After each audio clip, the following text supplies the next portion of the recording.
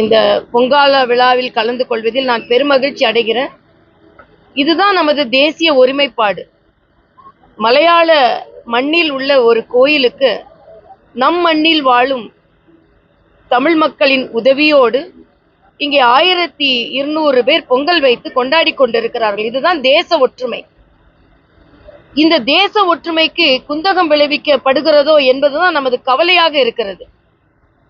தமிழை பற்றி பேசுகிறோம் என்று சொல்லிவிட்டு மற்ற மொழிகளை பழித்து பேசும் பொழுது நமது சகோதரத்துவம் பாதிக்கப்படுகிறது. இன்றைய முதலமைச்சர் காவி மயமாகிறது கல்வி என்று சொல்கிறார். எதை வைத்து சொல்கிறார்? இன்று கல்வி விரிவுபடுத்தப்பட்டு தொழில்நுட்பத்தோடு உலக அரங்கில் நம் தமிழ் குழந்தைகள் இன்னும் பிரபலமாக வர வேண்டும் என்பதற்காக இந்த தேசிய கல்விக் கொள்கை கொடுக்கப்பட்டிருக்கிறது. ஆனால் மறுபடியும் அவர் ஆகலையா இவர் ஆகலையா, 2 மொழி கொள்கையில தான் அவங்க படிச்சாங்க அப்படின்னா அது அந்த காலங்களில் சவால்கள் குறைவு. ஆனா இந்த காலம் சவால்கள் நிறைந்த காலமாக இருப்பதனால் தமிழ் குழந்தைகள், தமிழ்நாட்டு குழந்தைகள் இன்னும் அதிக சவால்களை சந்திக்க போகின்ற நேரத்தில் இந்த தேசிய கல்விக் கொள்கையை எல்லா நாடுகளும் எல்லா மாநிலமும் ஒத்துக்கொள்ளும் பொழுது ஏன் தமிழகம் ஒத்துக்கொள்ளவில்லை? மரியாதைக்குரிய அண்ணா அவர்கள் எல்லா மாநிலமும் ஏற்றுக்கொள்ளும் பொழுது புதிய கல்விக் கொள்கையில் வரும் இந்த மும்மொழி கொள்கையையும் தமிழகம் ஏற்றுக்கொள்ளும் என்று சொன்னாரே, அதற்கு உங்கள் பதில் என்ன? எல்லா மாநிலமும் ஏற்றுக்கொள்ளும் பொழுது இப்பொழுது சொல்கிறார்கள் வட மாநிலத்துல இல்ல. வட மாநிலத்து குழந்தைகள் தமிழ் கற்றுக் கொடுக்கும் ஒரு வாய்ப்பை தேசிய கல்விக் கொள்கை கொடுக்கிறதா இல்லையா? அப்போ நீங்க தமிழக எல்லையை தாண்டி தமிழ் செல்ல வேண்டாம் என்று நினைக்கிறீர்களா? இப்ப கற்றுக்கிட்டார்களான்னு கேக்குறீங்க. எந்தெந்த வகையில் எந்தெந்த குறைபாடுகள் எந்தெந்த மாநிலத்தில் கல்வியில் குறைபாடுகள் இருக்கிறதோ அதை சரி செய்வதுதானே தேசிய கல்விக் கொள்கை, புதிய கல்விக் கொள்கை. ஆக மற்ற மாநிலங்களில் உள்ளவர்கள் தமிழ் படிப்பதற்கு வாய்ப்பு கிடைக்கும் அல்லவா? இன்னைக்கு தெலுங்கானா முதலமைச்சரை பார்த்து நீங்கள் தொகுதி மறைவரையை பற்றி பேசுகிறீர்கள். ஆனால் மொழியை பற்றி பேசினால் தெலுங்கானாவில் 3 மொழி கற்றுக்கொள்கிறார்கள். அதிகமான பேர் ஹிந்தி பேசுகிறார்கள். அதை என்ன சொல்வீர்கள் நீங்கள்? மறுபடியும் தமிழக மக்களின் அந்த வாய்ப்புகளை குறுக்கி, அதுவும் அரசாங்க பள்ளிகளில் படிக்கும் ஏழை குழந்தைகளின் வாய்ப்புகளை சுருக்கி இந்த தமிழ் குழந்தைகளுக்கு இவர்கள் அநீதி இழைக்கிறார்கள் என்ற குற்றச்சாட்டை நாங்கள் நேரடியா வைக்கிறோம். இன்னைக்கு தமிழில் பாடம் சொல்லி கொடுக்கும் பள்ளிக்கூடங்கள் அந்த காலத்துல 10 ஆண்டுகளுக்கு முன்னால 10-15 ஆண்டுகளுக்கு முன்னால 64% 54% இருந்தது. இன்னைக்கு 63% பள்ளிகளில் ஆங்கிலம் மீடியமா இருக்குது. 36% பள்ளிகள் எல்லாம் தமிழ் மீடியம் இருக்குது. இதற்கு தமிழக முதலமைச்சர் என்ன சொல்லிக் கொண்டிருக்கிறார்கள்? தமிழையே நீங்கள் சரியாக வளர்க்கவில்லையே. இன்னைக்கு 50,000 47,000 குழந்தைகள் 10ஆவதுல தமிழில் ஃபெயில் ஆயிருக்கிறாங்க. அது மட்டுமல்ல, இப்ப நடந்த +2ல மொழி பாடத்திற்கு 50,000 குழந்தைகள் வந்து பாடமே எழுதல. இதையெல்லாம் நீங்கள் என்ன சொல்ல போகிறீர்கள்? ஆக தமிழகத்து குழந்தைகளை தமிழக அரசு வஞ்சிக்கிறது. தன் குழந்தைகளை போல மற்ற குழந்தைகள் இருந்துவிடக் கூடாது என்பதற்காக தமிழக ஆட்சியாளர்கள் நினைக்கிறார். சொல்றாரு 34 பேர் அமைச்சர்களை பத்தி நீங்க கவலைப்படுறீங்க. 34 அமைச்சர்கள், நாங்க 1 கோடி மக்கள். ஆக 34 அமைச்சர்களின் குழந்தைகள் படிப்பதை 1 கோடி குழந்தைகள் படிக்க வேண்டும் என்று நாங்கள் நினைக்கிறோம். உங்க குழந்தைங்க படிக்கிறதா மற்ற குழந்தைங்க படிக்கணும்னு நினைக்கிறோம்.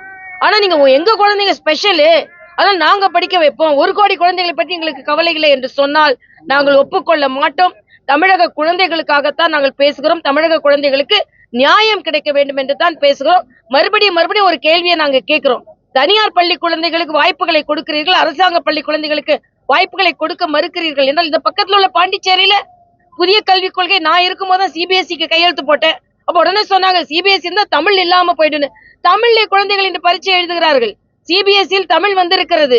பக்கத்தில் உள்ள பாண்டிச்சேரியில் வெற்றிகரமாக நடைமுறைப்படுத்தப்படும் போது உங்களால் ஏன் நடைமுறைப்படுத்தப்படவில்லை என்பதுதான் எனது கேள்வியாக இருக்கிறது.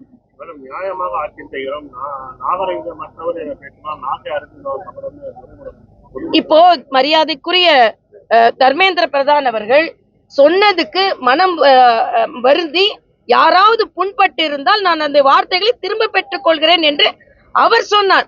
உடனே முதலமைச்சர் சொல்கிறார், இதுதான் திராவிட முன்னேற்ற கழக எம்பிக்களின் வெற்றியாம். போர் குணம் கொண்டு அவரை மன்னிப்பு கேட்க வைத்து விட்டார்களா? இல்லையே. இதே டி.ஆர். பாலு அவர்கள் முருகன் என்ன சொன்னாரு? நீங்க அமைச்சரா இருக்கிறதுக்கு தகுதியற்றவர் என்று சொன்னார். இதெல்லாம் நல்ல வார்த்தைகளா? தமிழகத்திலிருந்து சென்றவர்கள் தானே அவர்களும்.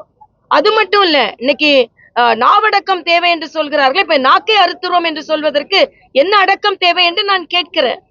ஆக அவர் தான் உணர்ந்து கொண்டு அவர் மன்னிப்பு அவர் திரும்ப பெறுகிறேன் என்று சொன்னால், எம்பிக்களால தான் திரும்ப பெறுகிறேன் என்று சொன்னால், இந்த எம்பிக்கள் கூச்சலிடுவதற்குத்தான் அவர்கள் சரியானவர்கள்.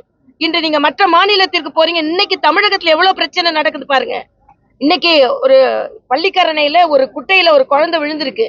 அதே மாதிரி பேனர் விழுந்து காயப்பட்டிருக்கிறார்கள் மக்கள்.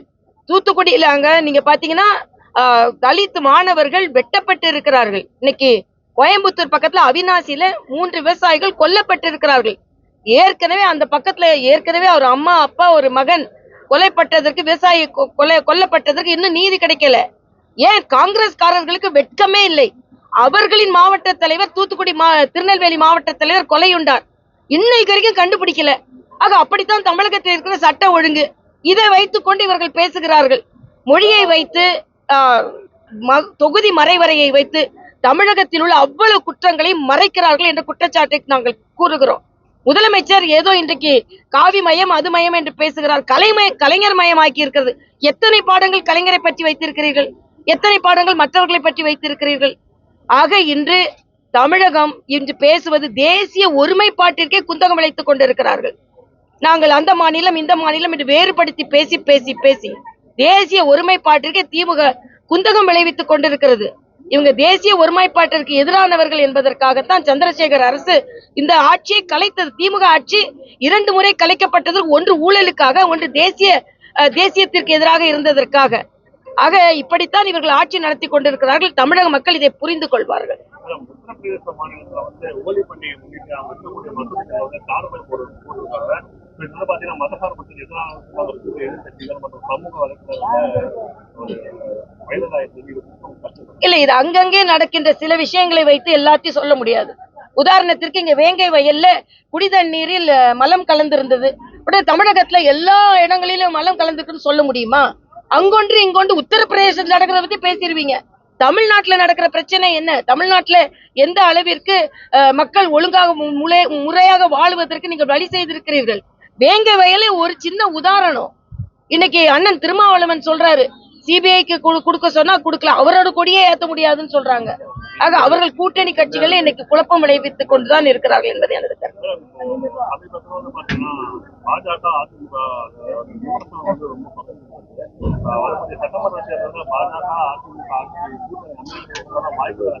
இல்ல, அது டைம் ஆயிடுச்சு. 1 மணிக்கு நாங்க பத்தி பேசுவோம்.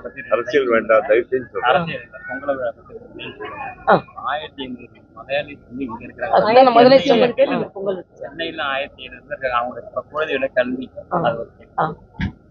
இப்போ சென்னையில இன்னைக்கு இவங்க ஒரு கோரிக்கை வைத்திருக்கிறாங்க. நானும் முதல்ல ஏற்கனவே ஆரம்பத்துல சொன்னேன். சென்னையில பொங்கல் வைப்பதற்கு 1200 பேர் வைத்து வந்திருக்கிறார்கள். அவர்கள் வீட்டு குழந்தைகளும் படிக்கணும். ஆக இதனாலதான் மும்மொழி கொள்கை தேவைன்னு நாம சொல்றோம். இதே மாதிரி மலையாளர்கள் ஒரு 10 லட்சம் பேர் இருக்கிறாங்க. 45-55 லட்சம் பேர் தெலுங்கு மக்கள் இருக்கிறார்கள். ஆக 3வது ஒரு சகோதர மொழியை கற்றுக்கொள்ளுங்கள் என்று இன்னைக்கு பாத்தீங்கன்னா இவர்கள் எல்லோரும் வந்து பொங்கல் வைத்து நமக்கு தான் கொடுக்கறாங்க. இந்த ஆற்றுக்கால் பகவதியின் அருள் தமிழகத்திற்கு கிடைக்க வேண்டும் என்று தமிழ் மக்களுக்காக அவர்கள் பிரார்த்திக்கிறார்கள். ஆக இந்த தேசிய ஒற்றுமையை நீங்கள் ஏன் குலைக்கிறீர்கள் என்று தான் நாங்க கேட்கிறோம். உங்களுக்கு சாமி பக்தியும் கிடையாது, தேச பக்தியும் கிடையாது. இன்னும் சொல்கிறேன், இன்னைக்கு தமிழகத்தில் 2026 தேர்தலை மது கொள்கையும் மணல் கொள்ளையும் தான் எடுத்து செல்ல போகிறது. மது கொள்ளை மணல் கொள்ளையை மறைப்பதற்காகத்தான் இன்னைக்கு கல்வியை நீங்கள் பேசிக் கொண்டிருக்கிறீர்கள். இந்த ஒரு நிகழ்ச்சியே உதாரணம். எப்படி நம் தேசத்தில் உள்ள அனைத்து மாநிலத்தை சார்ந்தவர்களும் சகோதரத்துவத்தோடு வாழ முடியும். அவர்கள் தமிழ் கற்கிறார்கள், இங்கே அவர்கள் மலையாளமும் கற்க வேண்டும். ஆக இதற்காகத்தானே மும்மொழி கொள்கை. விருப்பமுள்ளவர்கள் கற்றுக்கொள்ளுங்கள் என்பதற்காகத்தானே நாம் இதை சொல்கிறோம். ஆக தேசிய ஒருமைப்பாட்டிற்கு வித்திடுகின்ற தேசிய கல்விக் கொள்கையை காவிமயமாகிறது என்று நீங்கள் எப்படி சொல்ல முடியும்? நீங்கள் அரசாங்க பள்ளி மாணவர்களின் எதிர்காலத்தை காலி செய்வதற்காக நீங்கள் பணியாற்றுகிறீர்கள் என்று முதலமைச்சரை நேரடியாகவே நாம் குற்றம் சாட்ட முடியும். இந்த இந்திய கபடி அணியுடைய மகளிர் கேப்டன் வந்து 3 மொழி படிக்காம நான் ரொம்ப மற்ற மாநிலங்கள்லாம் போய் மொழி தெரியாம கஷ்டப்பட்டிருக்கேன், அவமானப்பட்டிருக்கேன், கண்டிப்பா இல்ல இதனாலதான் நாம சொல்றோம், இங்க இருந்து போறவங்க சென்னையில இருந்து மொழியை பற்றி பேசி ஹிந்தியை பற்றி பேசி ஒரு வேறுபாட்டை ஏற்படுத்துகிறாங்க. கபடி போனவங்க எவ்வளவு கஷ்டப்பட்டாங்கன்னு நமக்கு தெரியும். அது மட்டும் இல்ல, இன்னைக்கு சாகித்ய அகாடமி வாங்கின பெண் எழுத்தாளர் மிக தெளிவாக சொல்லி இருக்கிறார், நான் இன்னொரு மொழி தெரிந்து கொண்டதுனாலதான் இது பாரதியார் சொன்னார், பல அங்க இருந்தும் நம்மளோட இலக்கிய செல்வங்கள் கொண்டு வரணும், நம்ம நாட்டு இலக்கிய செல்வங்களும் மற்ற நாடுகளுக்கு போக வேண்டும், அதற்கு பல மொழிகள் தேவை, தயவு செய்து இந்த மொழியை அரசியலாக்காதீர்கள் என்பது நாம் வேண்டுகோளாகவே வைக்கலாம்.